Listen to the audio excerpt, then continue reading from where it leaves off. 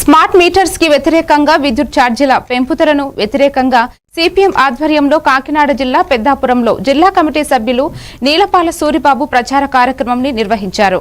ఆయన మాట్లాడుతూ బీజేపీ అండతో టీడీపీ జనసేన ప్రజల మీద కరెంటు ఛార్జీలు స్మార్ట్ మీటర్ల రూపంలో దాడి చేస్తున్నాయని దీనిని ప్రతిఘటించాలని కోరారు. ఈ కార్యక్రమంలో సిపిఎం నాయకులు దారపురెడ్డి కృష్ణ, నెక్కల నరసింహమూర్తి, గరకపాటి వెంటయ్య తదితరులు పాల్గొన్నారు.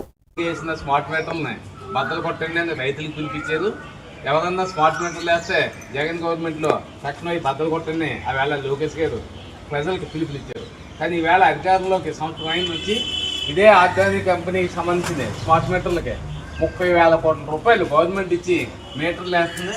ప్రజలు మీరు డబ్బులు కట్టొద్దని చెప్పి 93 నెలలు ప్రతి ఒక్క నెలకి కూడా ఈ స్మార్ట్ మీటర్ల బిల్లు దాంట్లో కలిపేస్తారు.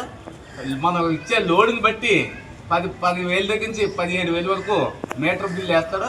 అంటే మన లోడు 4 ఫ్యాన్లకా 6 ఫ్యాన్లకా 10 ఫ్యాన్లకా అని బట్టి మీటర్ ఒక కాస్ట్ పెరుగుతుంది.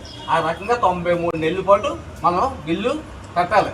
అలాగే కరెంటు పోతే సంబంధం ఉండదు, మనకి ఎప్పుడు నాదులు ఉండదు. అలాగే ఇప్పుడు కరెంట్ ఎప్పుడు అంటే అప్పుడు మనకి అందుబాటులో ఉంది. నెల వాడిన తర్వాత మనం బిల్లు కడతాం.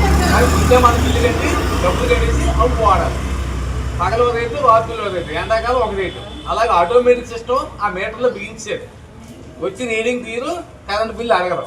అంటే ఒక పక్కనే కొత్త ఉద్యోగాలు సృష్టిస్తున్నా, ఫ్యాక్టరీలు కడతామని చెప్పి ఉన్న ఉద్యోగాలను ఎవరైతే మీటర్ తెస్తున్నారో వాళ్ళ ఇంటికి పంపించేస్తున్నారు, ఎవరైతే బిల్లు కట్టించుకుంటారో వాళ్ళ ఇంటికి పంపిస్తున్నారు. ఎక్కడ పరిశ్రమలు పెడతామని చెప్పి ఉన్న నిరుద్యోగాన్ని పెంచే పరిస్థితి ఈ ఆదాని ప్రైవేట్ కంపెనీకి చేస్తున్నారు. గత జగన్ చేశాడు అన్యాయం, ఇప్పుడు చంద్రబాబు నాయుడు చేస్తున్నారు. అంటే ఇద్దరు కూడా ఆదాని కంపెనీకి